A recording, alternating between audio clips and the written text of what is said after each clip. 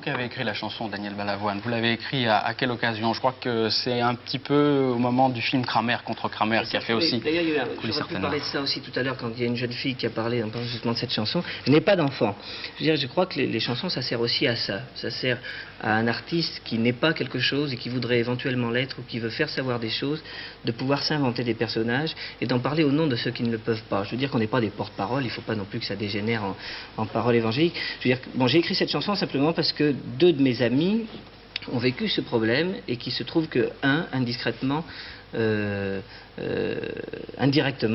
indirectement m'a dit peut-être que je pourrais faire une chanson sur le même sujet que Kramer contre Kramer, et je ne savais pas à ce moment-là que lui-même avait ces problèmes. Et en fait, j'ai appris après qu'il s'était servi de cette chanson pour envoyer le texte à sa femme. Voilà.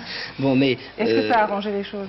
Oui, ça a arrangé les choses, mais de toute façon, une fois que c'est dérangé, des fois ça se recommence souvent un peu plus tard. Enfin, je ne vais pas leur porter malheur. Enfin, je veux dire, si ça a pu arranger les choses, c'est tant mieux. Je veux dire que ce qui est intéressant là-dedans, pour moi, c'est que cette chanson est une chanson que je ne voulais pas faire au départ, qui, lorsque je l'ai écrite, est une chanson qui me déplaisait, parce que je la trouvais un peu, et je le dis maintenant sans honte, un petit peu, comme on dit, démagogique. C'est-à-dire que je trouve que toutes les chansons et tous les sujets qui traitent directement des enfants sont des choses extrêmement délicates à toucher. Et puis, jusqu'au jour où, en revenant, ça rejoint un peu ce que vient de dire madame, c'est-à-dire qu'un jour, en revenant de Toulouse, où j'étais allé faire des émissions, j'ai rencontré un monsieur qui devait avoir 45 ou 50 ans, avec les cheveux grisonnants, très aimable, cravate, attaché-caisse, donc pas censé être normalement concerné par ce que je fais dans ma tête à moi. Je me fais un petit peu de fausses idées des fois, heureusement pour moi qu'il y a des gens de cet âge-là qui m'aiment bien, et qui est venu carrément dans l'aéroport me remercier d'avoir fait cette chanson, parce qu'il était en train de vivre ce problème, et qu'il n'avait aucun moyen de l'exprimer où que ce soit, ni à la radio, ni à la télé, et que le fait que moi je le fasse, et ben ça lui rendait service moralement. Je trouve ça bien. Je dis, mais il ne faut pas non plus tout d'un coup déifier tout ça.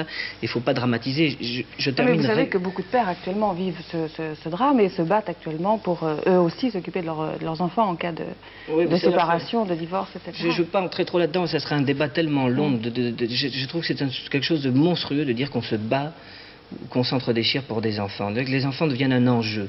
Les enfants ne sont pas des enjeux, les enfants sont des êtres humains, et qu'on leur foute un peu la paix. Je veux dire que simplement, une chose, c'est que moi, mes parents, je le dis sans honte, et je ne pense pas que ça les gêne, se sont séparés quand moi j'étais très jeune. J'ai 3 frères et 2 sœurs. Bon, et il se trouve que si mes parents étaient restés unis, c'était bien entendu, je ne serais peut-être pas là aujourd'hui en train d'en parler avec vous. J'aurais peut-être été, comme je voulais le faire à un moment donné, un étudiant brillant ou pas brillant, en droit ou en sciences politiques ou des choses comme ça, et en fait j'aurais raté ma vie, quoi. Je veux dire que si ça se trouve, je dois la réussite que j'ai, même si elle est momentanée, on n'en sait rien encore, je dois en tout cas cette réussite que j'aurais eue une seule fois dans ma vie peut-être, au fait que mes parents ont vécu la vie qu'ils ont vécue, et il ne faut pas dramatiser, c'est des idées de parents, ça, la souffrance des enfants qui ont des parents séparés. C'est-à-dire que les enfants, je ne dis pas qu'ils s'en foutent un peu, mais je dis que ça leur apporte d'autres choses et ça leur apporte une autre vie.